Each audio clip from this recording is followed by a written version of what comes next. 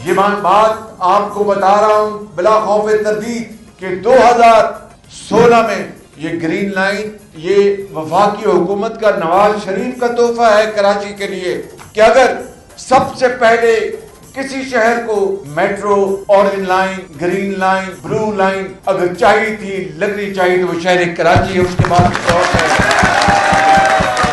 8 फरवरी को अपने वोट से मियां नवाज शरीफ को पाकिस्तान का वजीर आजम भारी अक्सरियत से मुंतखब करवाया, तो फिर अल्लाह ताला को अगर मंजूर हुआ तो हमारा ये वादा है कि कराची में ट्रांसपोर्ट का मसला हमेशा के लिए खत्म हो जाएगा इंशाअल्लाह।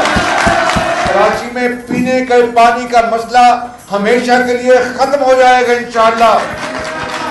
और नौजवानों के हाथों में दोबारा लैपटॉप दिए जाएंगे।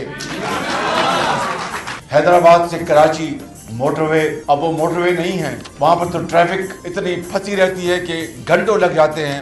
इंशाअल्लाह नवाज शरीफ आएगा, मोटरवे बनाएगा।